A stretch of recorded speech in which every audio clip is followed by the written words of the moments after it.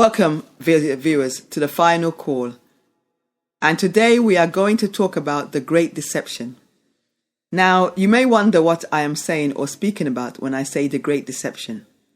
But I want you to understand that Satan is deceiving the whole world in the belief that when they die, that they will get what it is that they are striving for in this world. Now, Satan is a very masterful foe, very skilled and very intelligent. He knows heaven. He knows Jehovah God. He knows Jesus. And he knows the angels. And he also knows hell. And the Bible says that he is the God of this world. Now, the Bible also says that we should be in the world, but not of the world. So the question I would like to ask everybody is, what part of this great deception has caught you?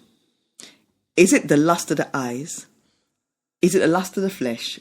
Or is it the pride of life? Now, we know that when we are born, we are bringing nothing in. Absolutely nothing are we bringing into this world. We could just about get ourselves out of our mother's womb. And when we are going out, we are not taking anything either, because our coffin can just about hold our body. So where is it, or what is it that you are so determined to achieve or get in this world that you can ignore God, that you can disregard God in the pursuit of this particular thing that you feel will improve your life, improve your world, bring you the ultimate happiness, give you the best thing that you could boast about, or the thing that you will die for? What is it?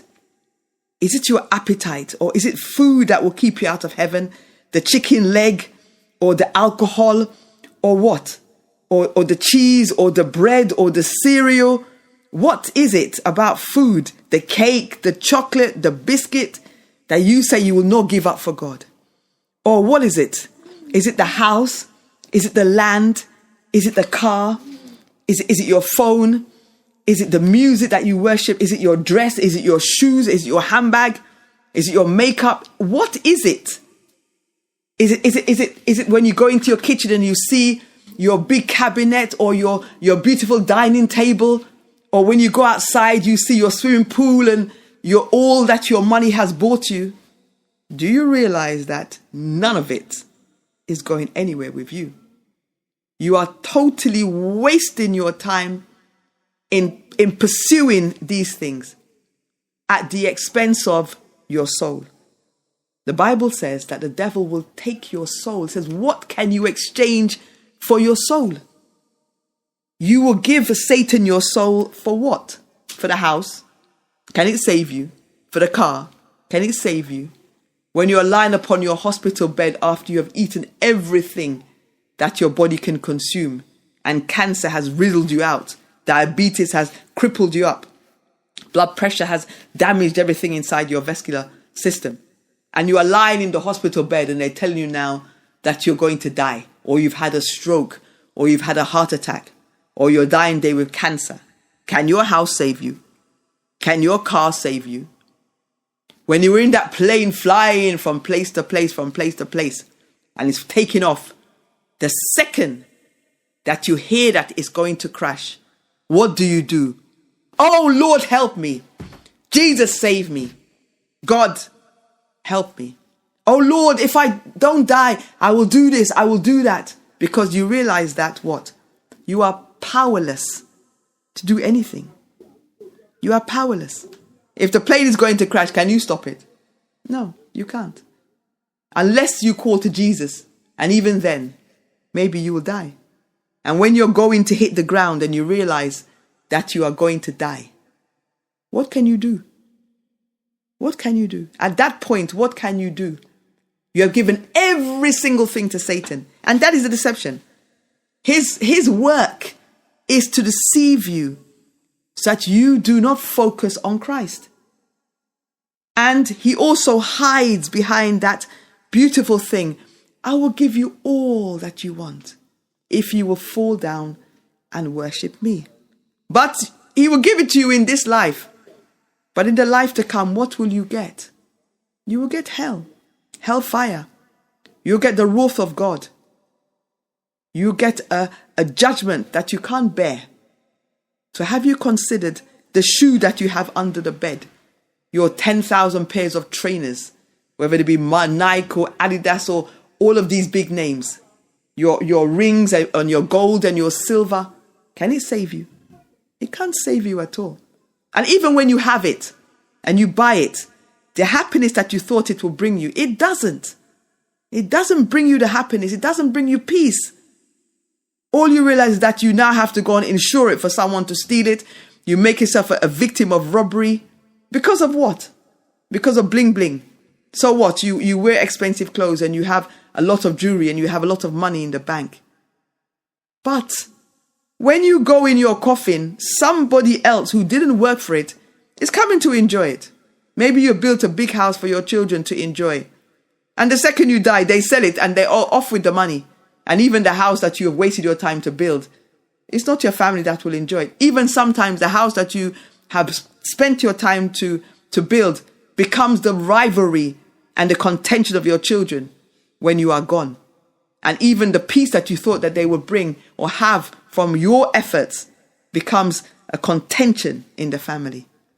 Your will is fought over because you have so much that you have left, and nobody is satisfied with even the portion that you need to leave them. Because why? Greed and envy and covetousness has entered the heart. You build big and you make yourself a prey. Because why? Somebody else wants your investment. Somebody else wants what you're working hard for. So I want to ask you a question. How big is your grave? How big is your coffin? How big? How much of what you are striving for can you get inside your coffin? And I'm telling you, just yourself and the clothes that they put on you and nothing else. Maybe they might put a rosary in there or maybe a picture of some sort. But your house is not going in there. Your car is not going in there. Your TV is not going in there. All your 25,000 pairs of shoes and all your dresses and your handbags, they're not going in there. All that's going in there is your body to be eaten by worms. And if by grace you are faithful, you will rise up when the Lord comes. So I want to ask you a question. Please consider what you are doing with your money, what you are doing in the pursuit of loving this world. Because the Bible says clearly that we should be in the world, pilgrims passing through, not setting up as if we have nowhere to go.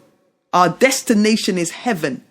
Our destination is not earth. We are just here on a training process to see whether we can reach the standard to go and join the Lord in heaven, to come down and be part of with him in the New Jerusalem.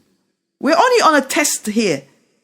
Nothing that we have belongs to us. We're only stewards of God's property. Stewards. The Bible says all wealth is from God. All exaltation is from God. It's not from the devil. The devil has no free gift to give anybody. The devil has nothing good to give anybody. It is given, but his hand is over the grenade. Do you understand? He has already taken the pin out. He gives it to you with the pin removed because it's going to blow up in your face at some point if you follow him.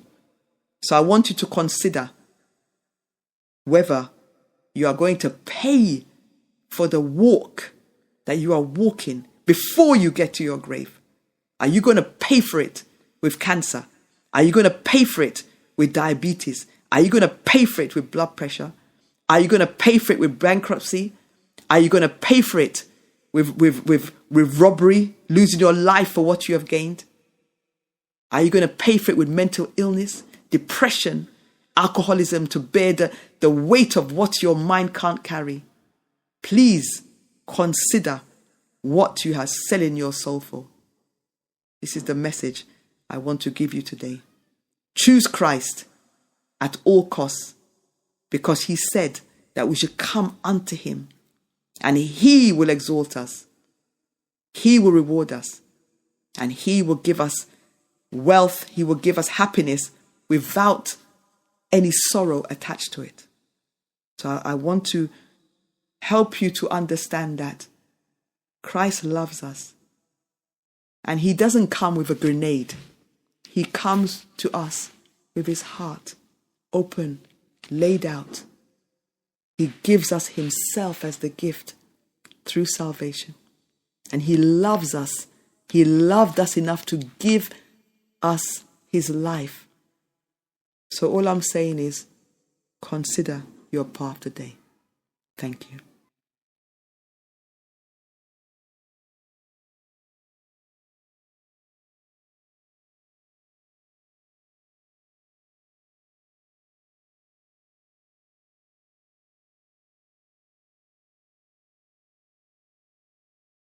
I'd rather have Jesus than silver or gold.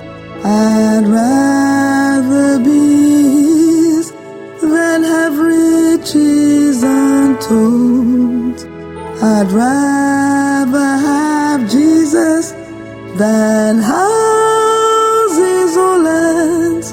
I'd rather be led by his nail-pierced hands than to be the king of a vast domain, or be held in sin, dread sway.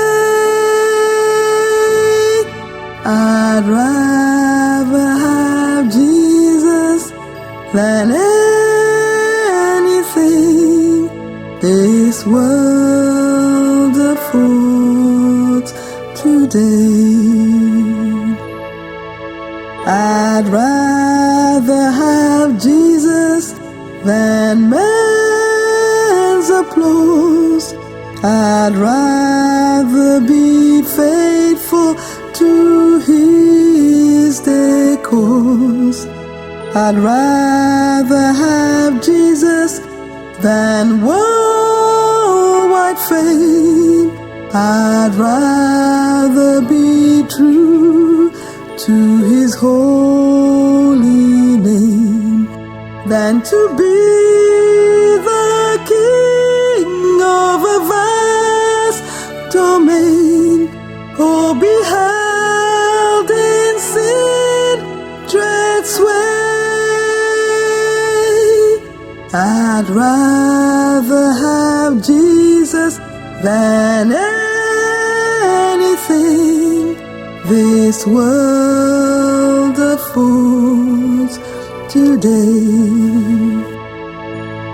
He's fairer than lilies from rarest bloom.